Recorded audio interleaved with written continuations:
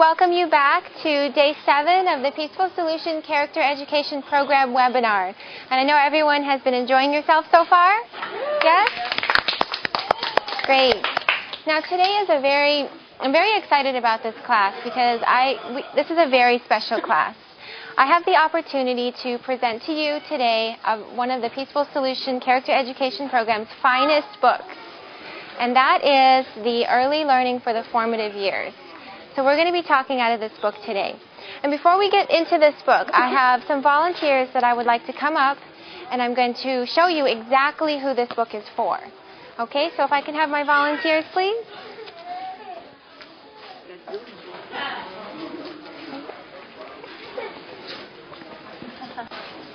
don't go here. Don't go that way. Okay, come right here. You two can switch. Okay, so we have right here the formative years. We have the unborn, okay, the little baby in the womb. And we have a newborn baby, brand new. And we have a 6-month-old baby and a 2-year-old. Oh, I have them mixed up. A 1-year-old and a 2-year-old. And we have a 4-year-old. I'm sorry we're missing our 3-year-old today. But this is the age group that this book is designed for. So I want you to keep all of these little ones in your mind as we're going through with this class, okay? So let's give them a clap. Thank you. You can be seated. Okay, so I want you to be thinking about these little children. Right? I want you to keep that image in your mind about these little children, because they're not very big, are they?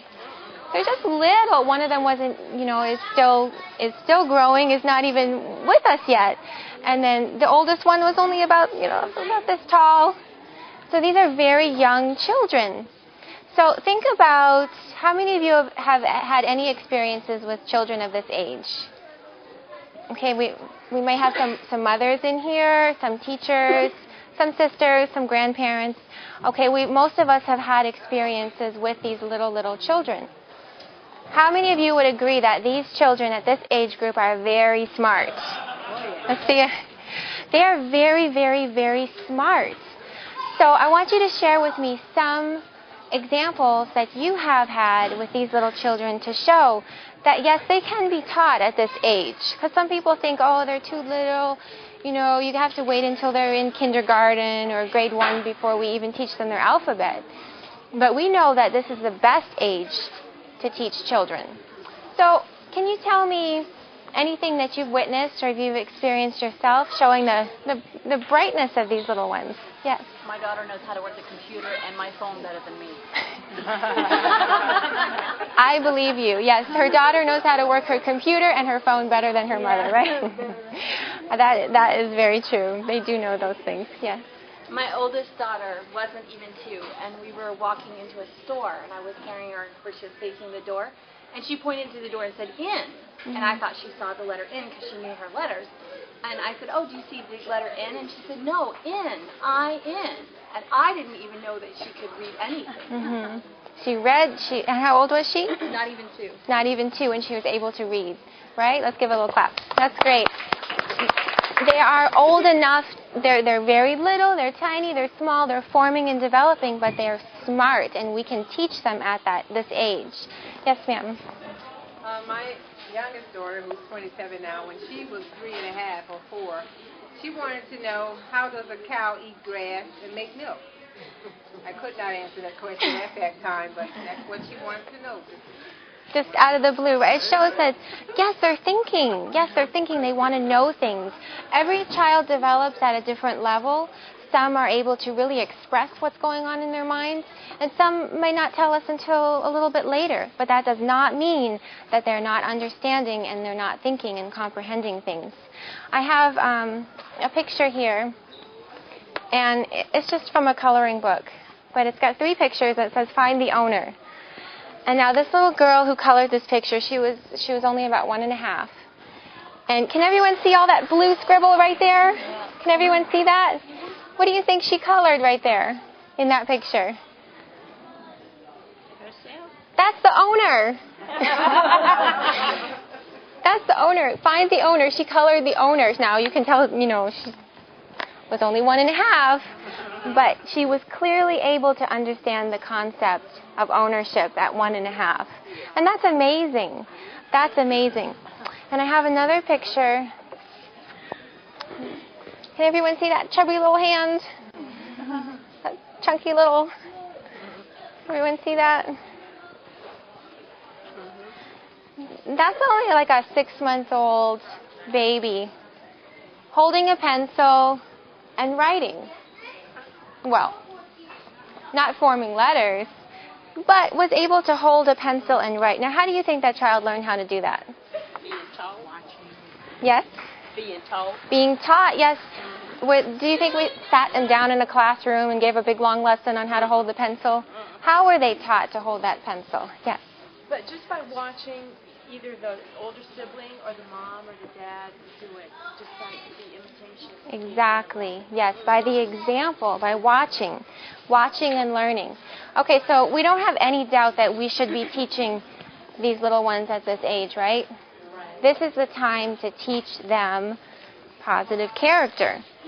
It's important to teach them to read and write, and we get all prepared and we get all ready to teach them. We get them their blocks and we get them their numbers. We make sure we have their crayons and their pencils, and we make sure we take care of their physical needs. But it's just as important, equally important, if not more important, to teach them to have a positive character. So we're going to go into this book, and I'm just going to cover the introduction today, because my purpose is that every single one of you that have anything to do with the formative years goes home with one of these books. Takes it to your school, takes it to your children, whoever it is that you're working with. If you're a teacher of little children, maybe a daycare center, if you're a grandparent, if you're an aunt or a sister or a mother, whoever you are, if you have any opportunity to influence a young child, I want you to go home with this book. You can visit our Peaceful Solutions store on your way out and go home with this book. So on page E, it says, at the age of 6 months, babies can barely sit up, let alone take their first tottering steps, crawl, or talk. But they have already developed a sense of moral code and can tell the difference between good and evil. So, they're really, really small, but somehow they know right from wrong. Can anyone share any experience you've had where you've seen that in a child, where they knew maybe they weren't supposed to do that, and they were just really little? Yes. Yeah, I've seen a mother with her little one, and he'd wait till her head was turned, and then he would take off. You just see him ready and willing to go when no one would see him, and he could go. That's a really great example, because most...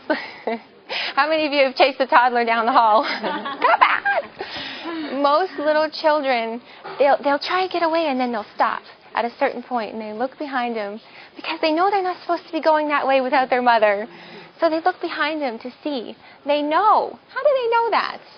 They know, right? So that's one really great example. And they also know if they've pleased us or if they've done something that is displeasing to us.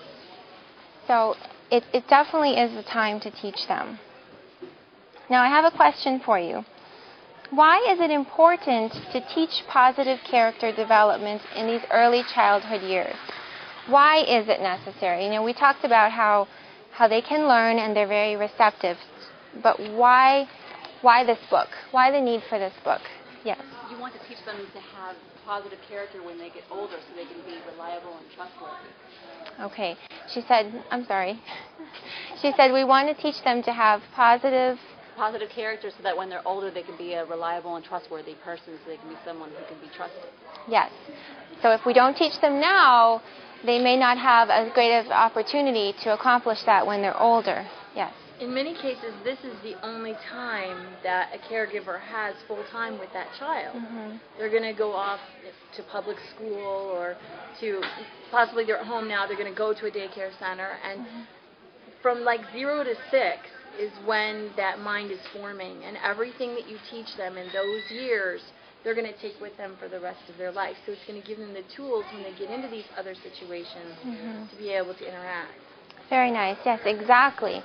We're giving them that foundation now, so that when they are, just like she said, when they're older, when they're in these other situations, they're going to have that positive character already developed within them, and they're going to be able to make right choices. Yes.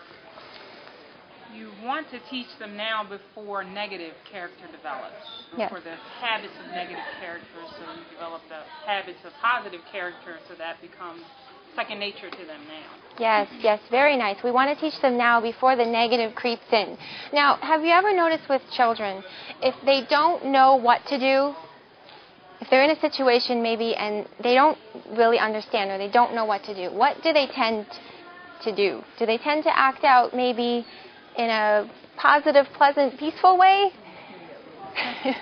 For some reason, yes. No, they act out of frustration because they don't know what to do. So usually it's not very pleasing. Right. You know, it's tantrum. Maybe. Yes. They tend to maybe do something like this. Okay? Oh, yeah. They don't know what to do. They don't understand. They're frustrated. Maybe they don't know how they're supposed to handle that disappointment. And so instead of just sitting quietly and waiting, you know, or maybe they can't even talk yet, they act like this in some cases. Not all children. Some are more reserved and more quiet, but a lot of times we see them kind of, you know, exhibiting their frustration in different ways, right? So we want to show them what is the right way. We want to show them what is the right way before they have to do that, before they have to, you know, act out in that other way, which we don't want them to do. Okay.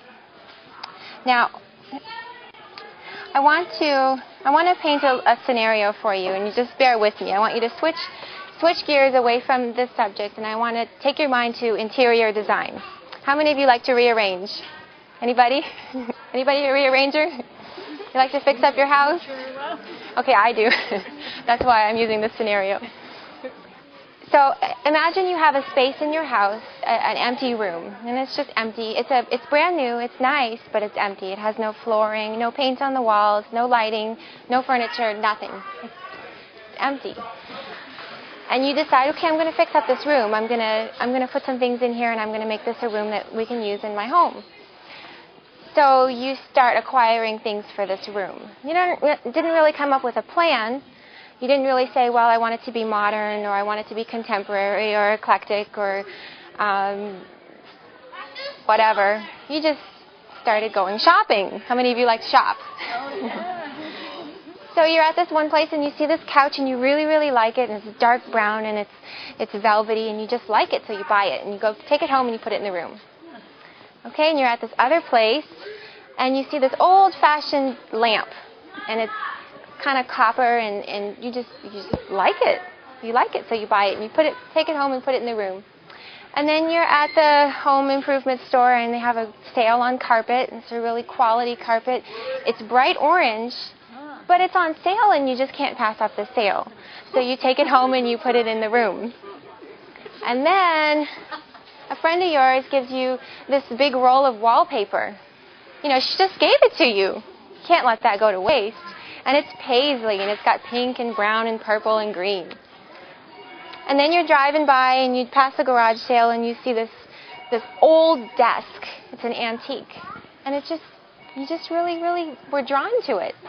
So you buy it and you take it home and you stick it in the room. And you just keep on acquiring things in this way. And then it comes time to put everything together. So you put together all your little pieces, put them all together, you lay the carpet, you do the wallpaper, you bring in the furniture. And then you step back and you look at what you've created, what you've molded, what you've fashioned, and what do you see? What do you see? Would anyone like to tell me what you think what is your image of this room? Yes. Total confusion. Total confusion. A messy room. A total confusion. Do you think it would be peaceful to the eye? I mean, you got orange carpet, paisley wallpaper, a big old desk. No order, right? But you didn't have a plan. You didn't have a plan. So although you liked all these different ideas, you didn't have that plan. And so switch back over to our book. Without a plan on how to raise our children or our students in whatever way, we're not going to be able to give them the best start in life without a plan. And this is the plan. Everything that we need for that plan is laid out in this book. There's 8 lessons, easy to follow.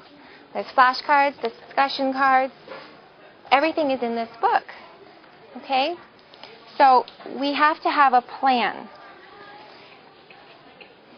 And it says here, as the newborn grows into a toddler, the foundation is laid for moral excellence.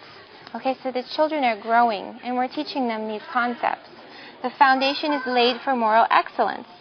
This moral foundation can be best developed using the Peaceful Solution Character Education Program. Basic principles within this program are demonstrated and taught, such as ownership,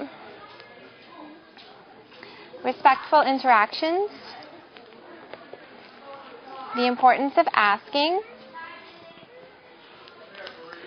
the need for self-control. Okay, this is always our most liked topic here. Being responsible, and the value of honesty. Okay, so that's it in a nutshell. These are positive character traits. And we're teaching these to the little children during their formative years. Okay, as their brains, they're making all these connections right now. Okay, they're growing and developing and they're making these connections. And we're going to be teaching them these positive character traits. Now, do you think you can just go through the book, okay, got this book, it's not that big really, small. Go through the book, teach them the 8 lessons, and then bam, my child has positive moral character. I have laid that foundation. I am done. No. This book is you're going to take it with you with every single day of your life with your little child or with your children, whoever you're teaching. You're going to take it with you and you're going to use it consistently, okay? We can't, we have to incorporate it into our morning, at the breakfast table, and all throughout the day before bedtime, all throughout the day. We're going to be teaching them these concepts, these building blocks. And another important aspect to keep in mind, and I want to stop right here and really stress that we have to be also showing them this example.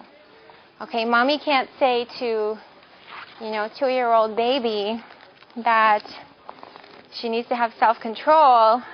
Oh no, sweetie, you may not have a cookie right now, not before supper. You have to accept the answer, okay? It's not time for a cookie. And then we expect little 2-year-old to accept the answer. And then we maybe ask Daddy if we can go shopping or whatever. No, honey, not right now. And then we get out of control. What kind of message does that send to 2-year-olds? A mixed message.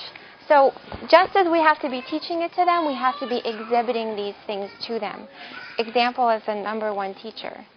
So they're going to see us. They're going to see us. And you can actually, use these words all throughout the day. You can say, I'm going to ask brother if I can use his pen. And then we're teaching them. We're teaching them all the time.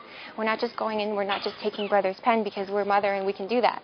No, we're showing them that, yes, we always ask. We always ask.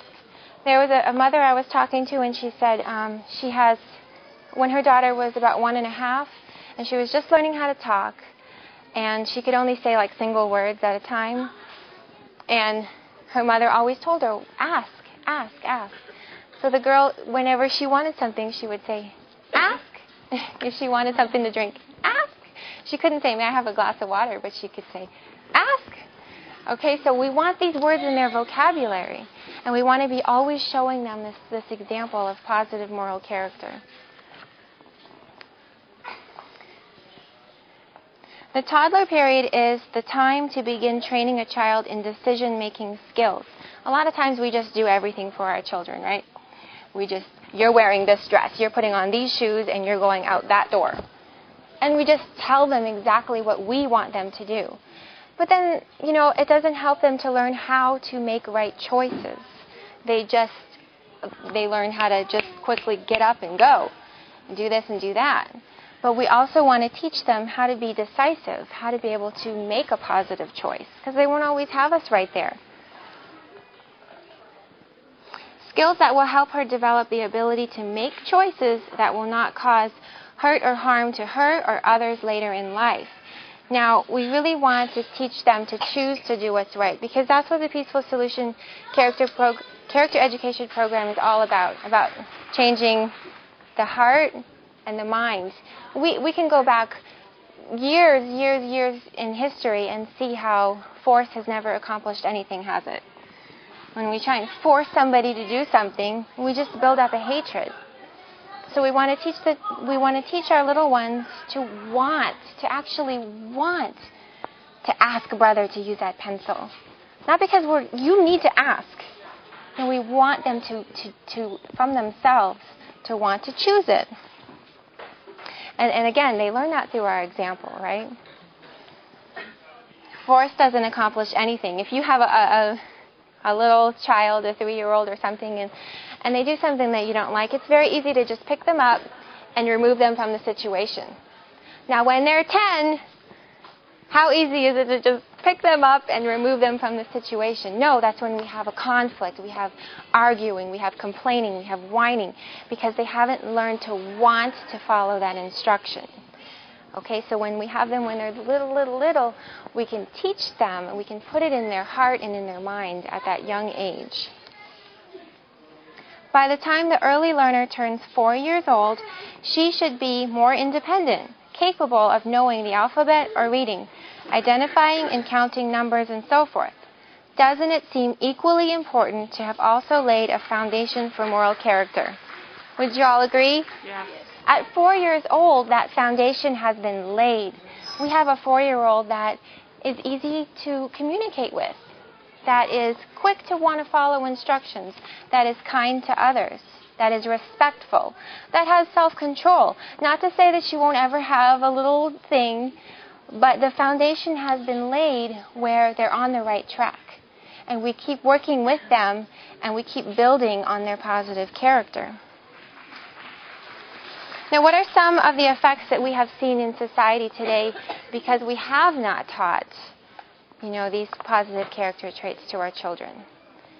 Can anyone share, what has occurred because of a lack of teaching, a lack of having this plan? Yes.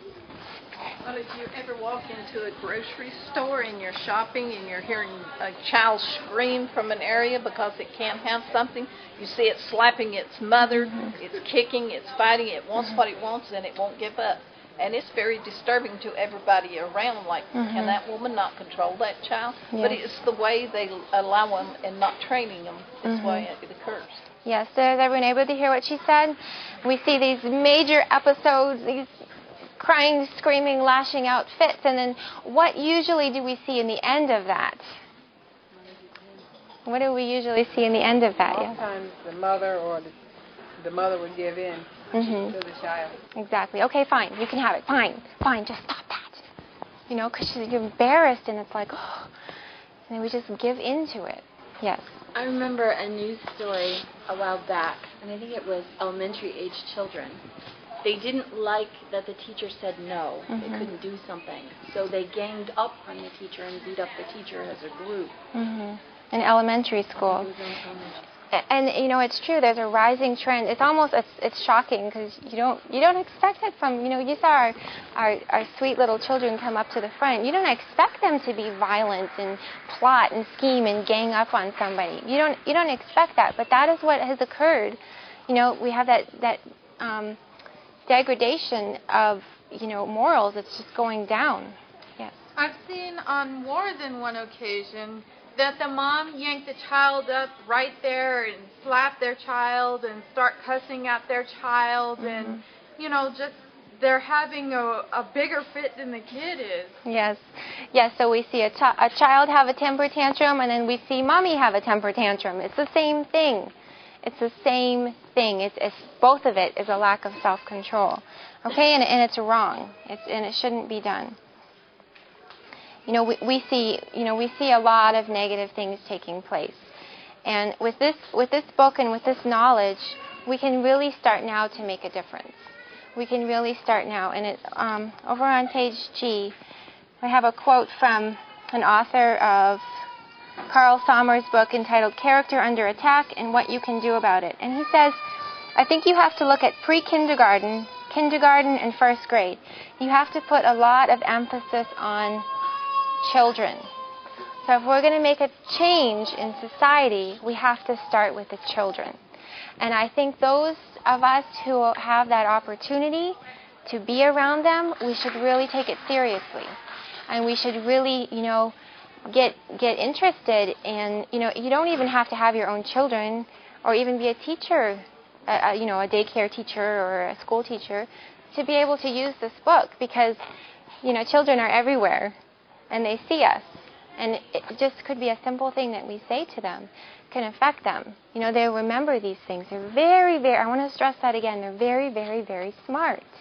They're very smart. And we don't have to limit them to, goo goo gaga baby talk. We can teach them. We can teach them. I mean, there's been 2-year-olds who can, who know these books inside and out. Okay, so I really want to stress that to you. And real quickly before we close, I have a quote here. It says, as the art of flight must be taught, a foundation of positive character must be built. We all know that a little bird doesn't hatch from its egg and just take off and fly and have all the skills necessary for life. They don't know how to hunt. They don't know how to fly. They don't know how to do any of those things without being taught and watching it from their mother, the mother bird. Okay, so the same way with positive character, we have to lay this foundation. We have to build on it. We have to keep on building up the children so that they have that strong, positive character. That's going to stick with them for their whole entire life, and they'll be able to succeed in life. And with that, I thank you for your time.